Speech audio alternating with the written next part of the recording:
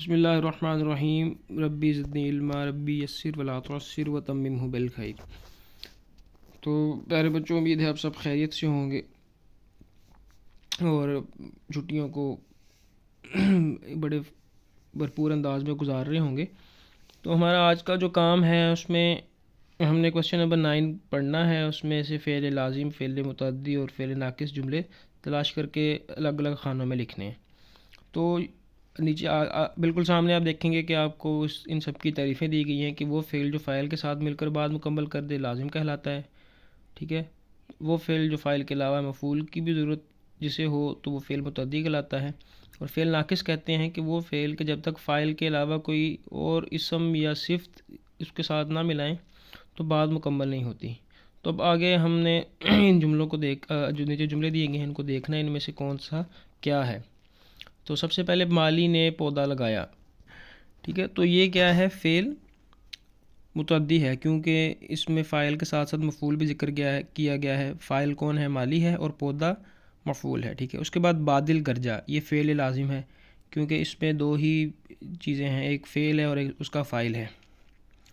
اس کے بعد فاطمہ ایک محنتی لڑکی ہے، تو یہ فعل ناقص ہے، ٹھیک ہے، کیونکہ فاطمہ اس میں ذات ہے اور آگے اس کی صفت بیان کی گئی ہے محنتی ہونا۔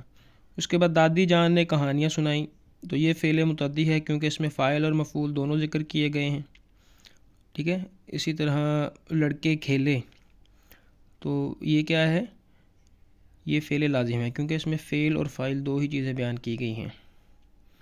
اور اس کے بعد سلیمان کامیاب ہو گیا، ٹھیک ہے، کامیاب ہونا، یہ ٹھیک ہے۔ تو یہ کیا نام ہے؟ فعل ناقص ہے، ٹھیک ہے۔ تو اسی طرح اب ہمارا کویسچن نمبر 10 ہے۔ اس میں ہم دیکھتے ہیں کہ ہمیں دو چیزیں بتائی گئی ہیں کہ ہم نے اس میں ظرف زباں کے گرد اسکوئر بنانا ہے اور مکان کے گرد آپ نے ٹرائی اینگل ٹائپ شیپ بنانی ہے، ٹھیک ہے۔ تو اس میں ہم سب سے پہلے وہ پڑھتے ہیں، یاد رکھے کہ وہ اسم جو وقت اور زمانے کو ظاہر کرے وہ زمان کہلاتا ہے، اور جو جگہ یا مقام کو ظاہر کرے وہ مکان کہلاتا ہے۔ تو یہ نام سے ہی پتہ چل جاتا ہے، زمان زمانے کو کہتے ہیں، مکان یعنی جگہ۔ تو میں آج لائبریری جاؤں گا، ٹھیک ہے، اس میں آپ نے ظرف زمان اور مکان دونوں کو نکالنا ہے۔ آج جس میں زمان بن جائے گا، لائبریری ایک جگہ ہے چونکہ، تو یہ مکان بن جائے گا۔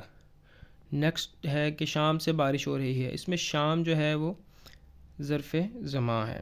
اس کے بعد میں روز اسکول جاتا ہوں، روز چونکہ ایک وقت ہے، زمانہ ہے، تو یہ ظرف زمان بن جائے گا اور اسکول ظرف مکان کہلائے گا۔ اسی طرح ہم مسجد میں نماز پڑھنے گئے، تو مسجد اس میں ظرف مکان بن جائے گی کیونکہ مسجد ایک جگہ ہے، ٹھیک ہے۔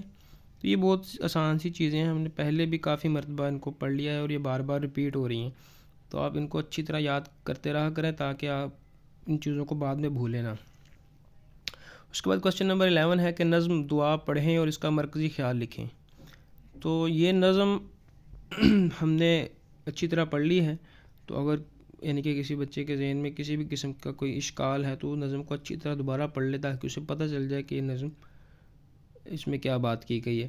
تو مرکزی خیال کسے کہتے ہیں؟ بالکل سامنے لکھا ہوا ہے یاد رکھیں والے پیرے میں، باکس میں، کہ مرکزی خیال وہ اہم نقطہ یا بات ہوتی ہے جسے مد نظر رکھتے ہوئے شاعر کوئی نظم لکھتا ہے۔ مرکزی خیال کو آپ انگلش میں سینٹرل آئیڈیا بھی کہہ دیتے ہیں یا تھیم بھی کہہ دیتے ہیں، مین تھیم جسے ہم کہتے ہیں۔ تو اس میں وہ ایک یعنی کہ خاص بات ہوتی ہے یا کوئی نقطہ ہوتا ہے جس کو شاعر موضوع بناتا ہے یا سامنے رکھ کر اپنی نظم یا نظم وغیرہ لکھتا ہے، ٹھیک ہے۔ تو اس نظم کا مرکزی خیال کیا بنے گا کہ اس نظم میں شاعر نے ہمیں احساس دلانے کی کوشش کی ہے کہ ہمیں صرف اور صرف اللہ تعالیٰ سے دعا مانگنی چاہیے، ٹھیک ہے، اور ہمارا دعا مانگنے کا کہ جو انداز ہے یا اسی طرح دعا مانگنی ہم نے کیسے ہے، یہ ہمیں شاعر نے اس نظم میں بتایا ہے، ٹھیک ہے۔ تو اس طرح یہ آپ کا مرکزی خیال جو ہے وہ سامنے آ جائے گا۔ تو مرکزی خیال کچھ زیادہ لمبا چوڑا نہیں ہوتا کہ آپ اس کو جو ہے وہ 1-2 صفحے پہ لکھنا بیٹھ جائیں، ٹھیک ہے۔ تو یہ مرکزی خیال میں صرف 1-2 باتیں ہوتی ہیں جو وہ مین پوائنٹ ہوتے ہیں جسے شاعر نے اپنے ذہن میں رکھا ہوتا ہے اور پھر انہی کی اوپر وہ پوری نظم لکھ دیتا ہے، ٹھیک ہے۔ تو یہ ہمارا آج کا سبق تھا، امید ہے آپ نے اس کو اچھی طرح سن لیا ہوگا۔ تو ان سب چیزوں کو اچھی طرح ذہن نشین کر لیں. اب آپ کے چونکہ سیریز ٹیسٹ بھی ہونے والے ہیں، اور سوری دس 4th ٹرم کے جو پیپر ہیں وہ بھی ہونے والے ہیں، تو ان سب چیزوں کو آپ اچھی طرح یاد کریں، ریوائز کریں، تاکہ پیپرز میں آپ کو کسی بھی قسم کی کوئی مشکل نہ پیش آئے. ٹھیک ہے، تو اپنی صحت کا خاص خیال رکھیں. السلام علیکم ورحمۃ اللہ وبرکاتہ.